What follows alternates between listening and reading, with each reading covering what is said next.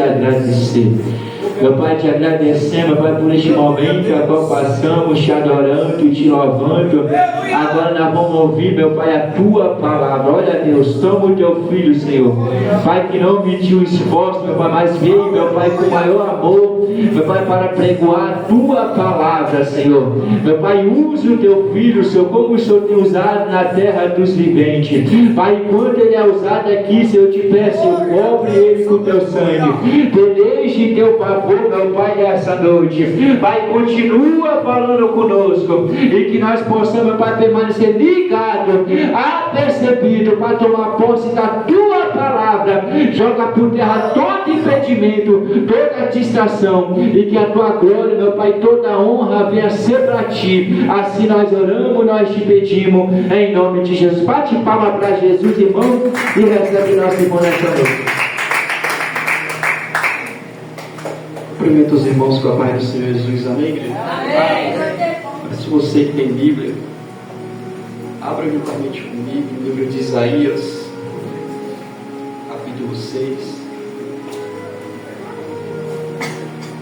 Isaías, capítulo 6, o verso 1. Serei breve, mas serei fiel. Enquanto você procura e acha, gostaria de estar agradecendo ao pastor por mais uma oportunidade de estar aqui, só que desta vez trazendo a palavra para os irmãos. Sou ali do Ministério Apostólico Jesus para as Nações, lá em Belo Aurora. Estou debaixo da bênção da minha mãe, pastora, a Bispa Alexandra, a qual é a minha liderança. Estou aqui também com o meu padrasto, o presbítero Carlos Henrique, homem de oração e fiel. Sem perda de tempo, livro de Isaías, capítulo 6, verso 1. Na minha Bíblia tem como título a visão de Isaías e o seu chamado. No ano da morte do rei Uzias, eu vi ao Senhor assentado sobre um alto e sublime trono, e as abas de suas vestes enchiam o templo. Serafins estavam por cima dele, cada um tinha 6 asas, com 2 cobriam o rosto, com 2 cobriam os seus pés, e com 2 voavam, e clamavam uns para os outros, dizendo: Santo, Santo, Santo é o Senhor dos exércitos, toda a terra está cheia da sua glória. As bases do limiar se moveram à voz do que clamava, e a casa se encheu de fumaça. Então disse eu: ai de mim, estou perdido, estou perecendo, porque sou homem de lábios impuros, e habito no meio de um povo de impuros lábios, e os meus olhos viram o Rei, o Senhor dos exércitos. Então um dos serafins voou para mim, trazendo na mão a brasa viva, que tirara do altar com Atenas. Com a brasa tocou a minha boca e disse: eis que ela tocou os teus lábios, a tua iniquidade foi tirada e perdoado o teu pecado. Amém, Deus? Até aqui os irmãos podem se assentar. Este capítulo de Isaías vai nos contar a história sobre como Isaías é escolhido e consagrado para profeta. Perceba que quando este fato acontece, quando isso acontece na vida de Isaías, ele escolhe um fato a qual deixou marcado aquela época em que ele foi levantado e consagrado para profeta. Isaías se lembra da época de quando ele foi levantado, da época de quando ele foi ungido pelo próprio Deus como profeta. Ele se lembra da morte do rei Uzias, e ele vai falar: no ano da morte do rei Uzias, eu vi ao Senhor assentado sobre um alto e sublime trono. Isaías vai escolher o fato do ano da morte do rei Uzias. Isaías não vai deixar bem claro se foi antes ou se foi depois da morte. Tudo que Isaías fala é que foi no ano da morte do rei Uzias. Eu vi ao Senhor assentado sobre um alto e sublime trono. Perceba que Isaías ele não fala se foi antes ou se foi depois da morte em que ele é levantado. Até porque para Deus levantar alguém ele não precisa matar. Para Deus te fazer brilhar ele não precisa ofuscar ninguém. Para Deus te capacitar ele não precisa abater ninguém. Com Uzias ou sem Uzias, Deus vai te chamar. Com Uzias ou sem Uzias, Deus vai te capacitar. Com Uzias ou sem Uzias, Deus vai te ungir. Perceba que, se nós considerarmos a tese de que este fato acontece depois da morte do rei Uzias, o ano é de dor, pastor Deus. O ano é de morte. O ano é de tristeza. Até porque Uzias era tio de Isaías. Mas perceba que mesmo o ano sendo de morte, mesmo o ano sendo de dor, Isaías ainda vem. O que eu entendo com isso? Está alegre? Vem para o culto. Está triste? Vem para o culto. Está de luto? Vem para o culto. Está feliz? Vem para o culto. Está abatido? Vem para o culto. Porque é no culto que Deus vai te sarar. É no culto que Deus vai te ungir. É no culto que Deus vai te dar forças para continuar a caminhada. É no culto que Deus vai te capacitar. Aleluia. Perceba aqui no culto. E Deus, ele arrebata Isaías em espírito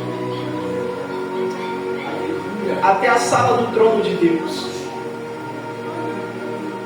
Perceba que Isaías, ele vai ver, quando ele chega na sala do trono de Deus, ele vai começar a narrar, vai começar a dizer que havia os seres com 6 asas, com 2 cobriam o seu rosto, com 2 cobriam os seus pés, e com 2 eles voavam.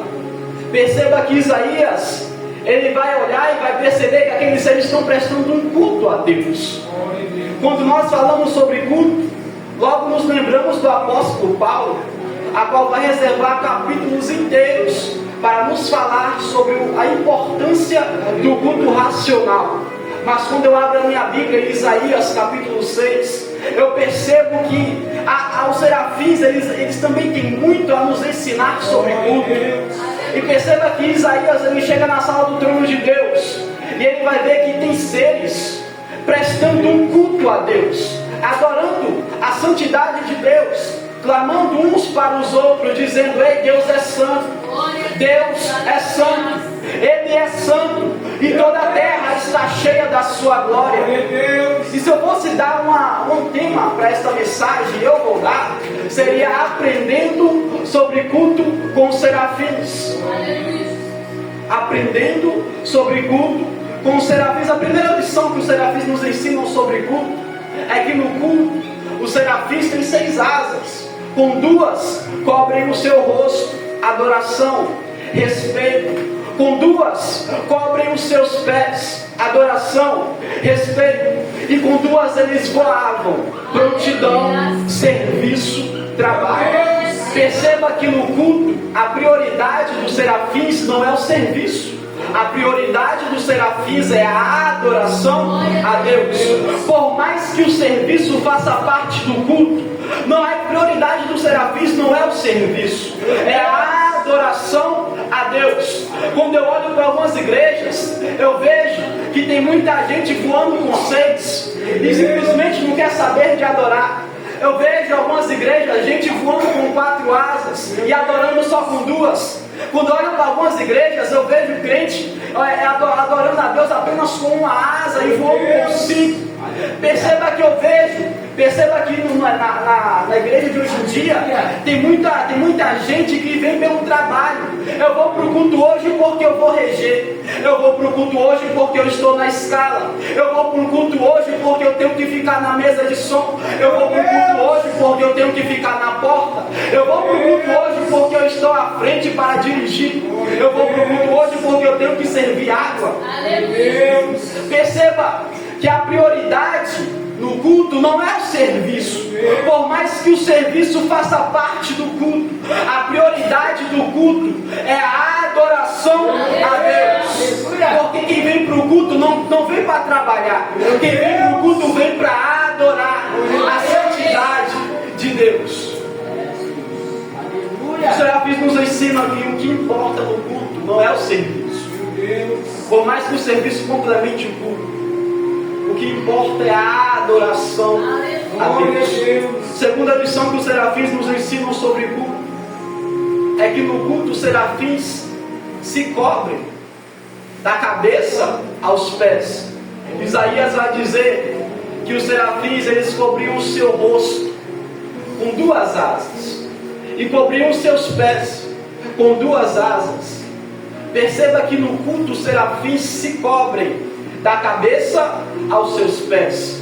Porque quem vem para o culto não está preocupado se vai aparecer. Quem vem para o culto não está preocupado se vai pegar no microfone. Quem vem para o culto não está preocupado se vai vir aqui na frente e vai dar uma saudação, até mesmo louvar. Quem vem para o culto não está preocupado se vai aparecer. Porque no culto quem tem que aparecer não é o homem. Quem tem que aparecer é a glória de Deus em nosso meio. Não, quem tem que aparecer no culto não é o pregador, não é o levita, não é o pastor. Quem tem que aparecer no culto é a glória de Deus. Perceba que tem muita gente que fala: eu vou sair da igreja porque hoje não me deram oportunidade. Meu Deus! Eu vou sair da igreja porque hoje eu não tive uma saudação, não tive a oportunidade de louvar. Glória a Deus! Está preocupado em aparecer. Meu Deus! Está preocupado em brilhar e chamar a atenção. Mas os serafins nos ensinam que no culto, quem vem para o culto não vem para aparecer. Quem vem para o culto vem para adorar. Glória a Deus. Glória a Deus. Vou dizer uma coisa para você: não confunda oportunidade com microfone. Meu Deus. Microfone vende na feira. Meu Deus. Oportunidade é da porta para dentro. Se não prega aqui, prega aí. Se não canta aqui, canta aí. Se não louva aqui, louva aí. Se não adora aqui, adora aí. Mas o importante é que Deus apareça e que eu desapareça. Porque quem tem que aparecer no culto não somos nós. Quem tem que aparecer no culto é a glória de Deus em nosso meio. Terceira lição que os serafins nos ensinam sobre culto é que Isaías vai dizer, pastor, que os serafins estavam acima do trono de Deus. Perceba que os serafins têm 6 asas. Com 2 cobriam o seu rosto, com 2 cobriam os seus pés, e com 2 eles voavam. Perceba que mesmo voando só com 2 e adorando só com 4, abrindo mão de 4 asas para adorar a Deus, eles voam mais alto do que qualquer outro ser. Você não entendeu? Mesmo eles abrindo mão de 4 asas para adorar a Deus, eles ainda voam mais alto do que qualquer outro ser nos céus. O que eu entendo com isso? Quando você prioriza a adoração, Deus prioriza o teu ministério. Quando você prioriza Deus, Deus prioriza você. Quando você prioriza a adoração na casa de Deus, Deus prioriza a tua casa lá. Quando você prioriza a adoração na palavra de Deus, Deus prioriza o teu ministério. Deus prioriza a tua família, a tua chamada, a tua carreira. Por quê, pregador? Porque é fazendo para Deus que Deus faz para mim. A Bíblia fala que Deus é justo e ama a justiça. Logo, Deus não vai fazer nada para você quando você não faz nada para Ele. Eu vejo muito crente por aí falando: ah, Deus não abriu uma porta de emprego para mim, Deus não abençoou minha casa. Mas o que é que você está dando para Deus? Você tem jejuado? Você tem orado? Você tem buscado? O povo só quer saber de vinde a mim, pastor. O povo só quer saber de bênção, mas não quer saber de buscar a presença de Deus.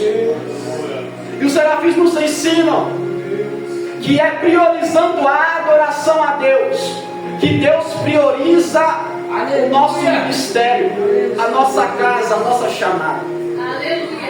Quarta lição que os serafins nos ensinam sobre culto é que no culto cada serafim clamava uns para os outros, ou seja, unidade. Os serafins nos ensinam que no culto deve ter união. E a própria palavra fala: com bom e com suave é que os irmãos vivam em união. Rapaz, eu vejo algumas igrejas por aí que só misericórdia. O conjunto não é nem conjunto, é conjunto. É uma discórdia, é uma contenda, é um disse-me-disse, é uma fofoca, é uma rivalidade, pastor. Aleluia. Olha que a palavra fala: com bom e com suave é que os irmãos vivam em união. Porque aonde tem união tem unção. Aonde tem união tem presença. A Bíblia vai dizer, como Jesus disse: aonde tiver 2 ou 3 reunidos em meu nome, ali eu estarei. Jesus não fala onde tiver 2 ou 3 separados em meu nome, não. Jesus fala reunidos em meu nome, ali eu estarei. Deus está falando, pastor, que aonde tem união tem unção, aonde tem união tem presença de Deus, aonde tem união Deus se faz presente, porque um ao outro ajudou, e ao seu companheiro disse: ser forte. A quinta lição que os serafins nos ensinam sobre culto é que no culto cada serafim clamava uns para os outros, dizendo: Santo, Santo, Santo é o Senhor dos exércitos, toda a terra está cheia da sua glória. Perceba que no culto os serafins clamam. Pregador, não entendi, vai entender agora. Quem vem para o culto não adora de cabeça baixa. Quem vem para o culto não adora sussurrando. Quem vem para o culto não adora em silêncio. Mas quem vem para o culto clama. A palavra clamar significa levantar a voz. A palavra clamar significa falar em voz alta. E os serafins nos ensinam que quem vem para o culto vem para gritar, adorar, santificar o nome do Senhor. Pregador, não gosto de grito. Deus não é surdo. Não é que Deus é surdo, é que eu não sou mudo. Não é que Deus é surdo, é que a igreja não é muda. E Deus faz questão de ouvir a voz do adorador. Deus faz questão de ouvir o clamor do adorador, o vibrato do adorador.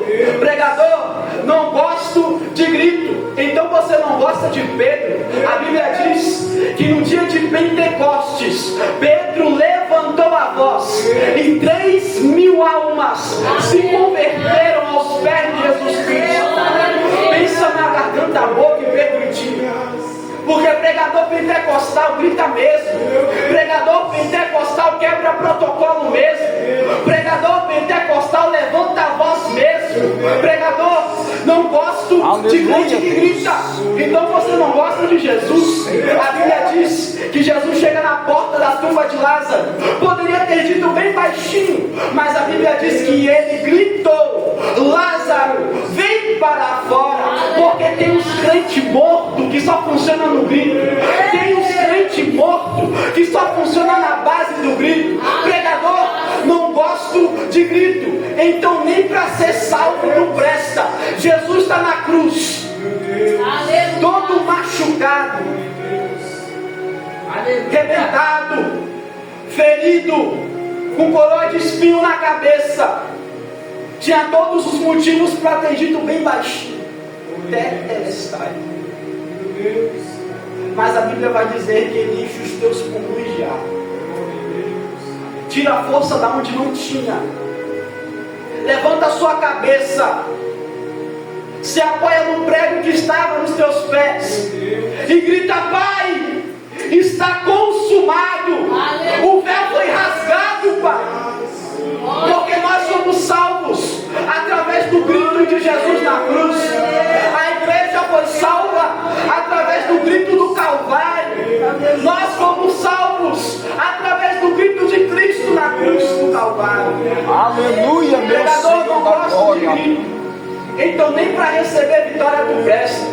A Bíblia diz que Israel rodeou as muralhas de Jericó e o muro caiu.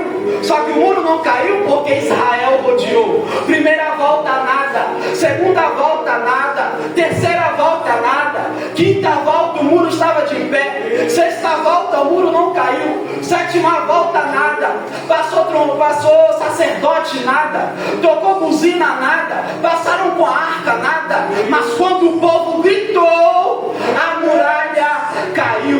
Porque o teu grito derruba muralhas, o teu grito move as bases, o teu grito te faz alcançar a vitória, o teu grito derruba as muralhas que te impedem de alcançar uma intimidade com Deus. Aleluia. Pregador, ainda não gosta de grito, então nem para ser arrebatado tu presta.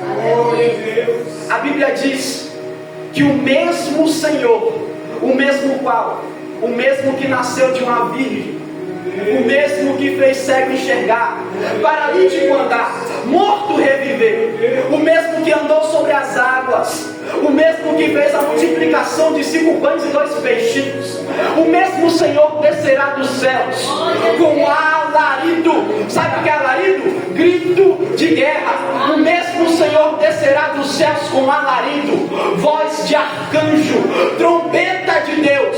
Para que, pregador? Para buscar a sua noiva amada, para buscar aqueles que combateram no combate e não negaram a fé, para vir buscar a sua noiva, a qual não pegou contra ele, para buscar a sua noiva lavada e remida no teu sangue. A minha geração nasceu no grito, cresceu no grito, foi salva no grito e será arrebatada no grito.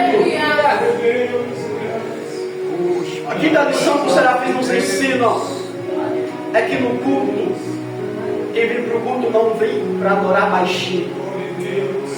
Quem vem para o culto vem para clamar. Vem para adorar a Deus em alto e bom tom. A sexta lição que os serafins nos dão sobre culto, para encerrar, é que no culto os serafins estão dizendo uns para os outros: Santo, Santo, Santo é o Senhor dos exércitos, toda a terra está cheia da sua glória. Amor, amor, amor, graça, graça, graça. É isso que eles clamam uns para os outros. Vitória, vitória, vitória. Perdão, perdão, perdão. Graça, graça, graça. É isso que eles clamam uns para os outros no culto. É isso que eles adoram. O que chama a atenção dos serafins em Deus não é a sua aparência, não é a sua graça, não é o seu perdão, não é a sua majestade. O que chama a atenção dos seres que Isaías viu no capítulo 6 é a santidade de Deus. Aleluia. Por que, pregador? Porque no culto, o que deve ser proclamado, clamado no culto, não é o perdão, por mais que o perdão faça parte. O que deve ser clamado nos nossos cultos, pregado em nossos cultos, é a santidade de Deus. Porque Deus é mais santo do que misericordioso. Deus é mais santo do que poderoso. Deus é mais santo do que benigno. Deus do que vitorioso. Deus é santo e santidade convém à sua casa. Aleluia. Ei, meu jovem, ei, minha jovem. Quem disse que roupa define caráter? Meu Deus. Nem sei se eu vou pregar aqui mais. Meu Deus. Mas eu vou falar, porque eu vim pregar para quem gosta de palavra. Aleluia. Eu vim pregar para quem gosta de Bíblia. Meu Deus. Pela roupa se conhece o médico. Meu Deus. Pela roupa se conhece o policial. Meu Deus. Pela roupa se conhece um juiz. Meu Deus. Pela roupa se conhece um advogado. Glória a Deus. Pela roupa se conhece um bombeiro. Meu Deus. E crente que é crente até pela maneira que se veste, ele é reconhecido na rua. Aleluia. Entenda uma coisa: Glória a Deus. a igreja não é passarela, Meu Deus. teu corpo não é vitrine, Meu Deus. Bíblia não é tapa-coxa. Meu Deus. Respeite a palavra do meu Deus, respeite a casa do meu Pai, e santidade convém à sua casa, e você ainda é casa do Espírito Santo de Deus. Aleluia, meu Pregador, não Senhor da gostei. glória. Dê glória sem gostar. Aleluia. Deus de maravilha, aleluia. Meu Deus. Glória a Deus. Aleluia. Meu Deus é o teu nome, meu Senhor da glória. Aleluia. Por último, para finalizar, perceba que Deus é tão santo, tão poderoso, tão majestade, tão divino, que mesmo Isaías em espírito, ele não resistiu à glória de Deus.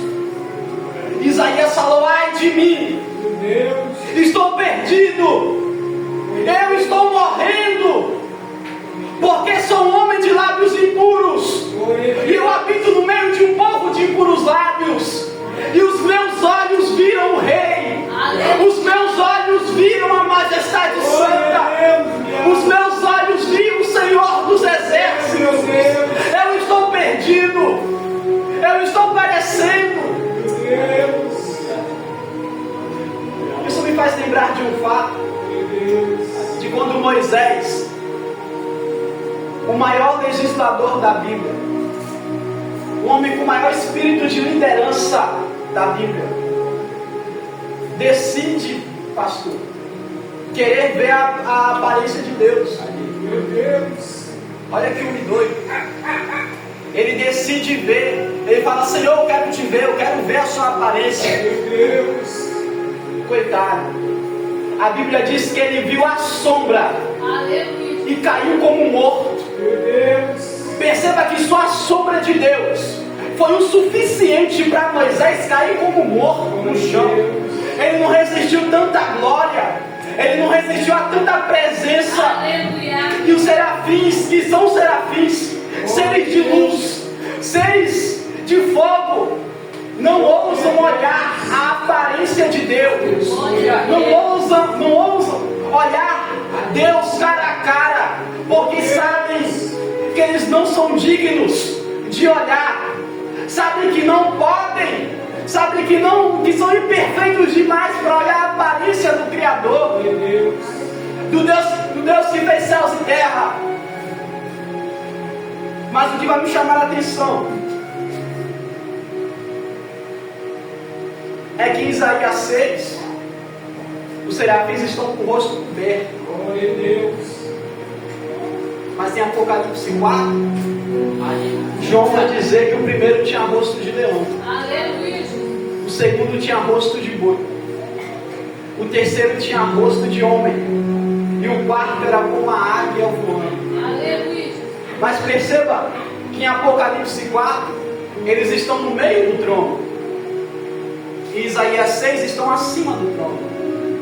Parece que os serafins foram rebaixados do alto para o meio. Pregador, o que aconteceu? Simples. Em Isaías 6 estão com o rosto coberto. Em Apocalipse 4 descobriram o rosto. Em Isaías 6 estão em cima do trono. em Apocalipse 4 estão no meio do trono. Glória a Deus. Parece que os serafins foram rebaixados. Pregador, o que aconteceu? O que eu entendo com isso? Quanto mais humilde você for, mais alto você vai voar. Glória a Deus. Mas quando você começar a aparecer, quando você começar a dar as caras, Deus vai te colocar mais embaixo. Meu Deus. Mais humilde, mais em cima. Menos humilde, mais embaixo. Ah, mas eu sou presbítero. Ah, mas eu sou pregador. Glória a Deus. Ah, mas eu sou pastor. Não importa. Deus. Quanto mais humilde você for, mais alto você vai voar. Glória a Deus. Mas quando você começar a aparecer, quando você começar a se esquecer de onde você veio, quem te tirou de lá, Meu Deus. quando você começar a dar as caras, Deus vai te colocar mais embaixo. Meu Deus. Porque quem tem que aparecer no culto não é o pregador. Glória a Quem tem que Deus. aparecer no culto não é o presbítero, Meu Deus. não é o pastor, não é a pastora, Glória a Deus. não é o diácono, não é a diaconisa. Quem tem que aparecer no culto é Deus. Porque Deus não compartilha a sua glória com ninguém. Quando eu abro a minha Bíblia em Isaías, em Gênesis, capítulo 1, eu vejo que Moisés, quando escreve o livro de Gênesis, ele vai dizer que no princípio criou Deus. Perceba que Deus não precisou da ajuda de ninguém para criar nada. Logo, ele não compartilha a sua glória com ninguém, porque ele não precisou da ajuda de ninguém. Nós vamos ver no livro de João, que João vai dizer que no princípio era o Verbo, e o Verbo estava com Deus, e o Verbo era Deus. E todas as coisas que foram feitas, não se fez, mas todas as coisas que foram feitas através do Verbo. Deus não compartilha a sua glória com ninguém. Glória a Deus. Nós vamos ver um indivíduo chamado Lúcifer. Não era o nome dele, mas era uma definição de quem ele era. A Bíblia diz, no livro de Isaías, capítulo 14, no seu verso 12, vai dizer: como caíste do céu, ó estrela da manhã, filha da alva. Porque Isaías se refere a ele como estrela da manhã e filha da alva. Primeiro, porque ele brilhava. Segundo, porque ele resplandecia. Mas quando eu abro a minha Bíblia, em Ezequiel capítulo 28, no seu verso 11, vai dizer que tu eras aferidor de medidas, perfeito em formosura. Tu, ó estrela da manhã, tu eras coberto de toda pedra preciosa. Tu eras querubim ungido para proteger. No monte santo de Deus tu estavas. Perfeito eras nos teus caminhos. Perceba que a definição de perfeição está atribuída a Lúcifer duas vezes. Perfeito em beleza, perfeito nos seus caminhos, até que se achou iniquidade em ti, no seu coração. É quando Isaías diz que ele dizia no seu coração: eu subirei aos céus, e acima das estrelas de Deus exaltarei o meu trono. Serei semelhante ao Altíssimo, subirei acima das mais altas nuvens, e governarei os lados da banda do norte. Perceba que Lúcifer desejou ser semelhante a Deus, mas Deus olhou para ele e falou: não, você por acaso me ajudou a criar algo? Você é criatura, você é imperfeito, e você quer da minha glória para ti? Você quer fazer parte da minha trindade? Peraí, vê se desce um pouquinho e vai pensar sobre seus atos. Perceba que Deus não perdoa o teu anjo mais perfeito, Deus não perdoa o teu anjo mais belo. E a pergunta que eu te faço nesta noite: você acha que você vai subir com mágoa no coração? Você acha que você vai subir sem liberar o perdão para o próximo? Se Deus não perdoa o teu anjo mais perfeito, o teu anjo mais belo, querubim ungido para proteger, você acha mesmo que você vai subir na vaidade se Jesus voltar hoje? Acha mesmo que você vai subir com esse seu jeitinho afeminado? Eu vou falar, gente. Meu Deus! Você acha que você vai subir com esse teu jeito de ímpio? Aqui é uma coisa, lá fora é outra. Meu Deus! Aleluia! A pergunta que eu te faço é: você acha que você vai subir com o coração sujo? A Bíblia diz que Davi, ele vai dizer, ele vai olhar para si mesmo e vai falar: guardei a tua palavra nas tábuas do meu coração, para que não pecasse contra ti. Pregador, mas mesmo Davi guardando a palavra no seu coração, ele pecou. Por quê? Porque era imperfeito, porque era ser humano. Mas perceba que quando Davi ele percebe que está perdendo a presença do Espírito de Deus, ele vai dizer para Deus assim: Senhor, retiras tudo de mim, mas não tira o teu Espírito Santo. Aleluia. Davi estava dizendo: tira a coroa, tira o reino, Meu Deus. tira as vestes reais, tira as mulheres, tira as riquezas, mas não retiras de mim, Deus, o teu Espírito Santo. Glória a Deus, Deus. Porque Davi sabia que sem o Espírito Santo ele não podia mais vencer guerra. Glória a Deus. Sem o Espírito Santo ele não podia mais vencer gigante. Meu Deus. Sem o Espírito Santo ele estaria perdido, Glória a Deus. como Saul estava. Aleluia. Ele seria atribulado por espíritos Glória a de Deus. Deus. Então esta é a palavra que eu deixo com os irmãos. Aleluia. Glória a Deus. Aleluia, Deus. Deus, a oportunidade em nome de Jesus. Glória a Deus.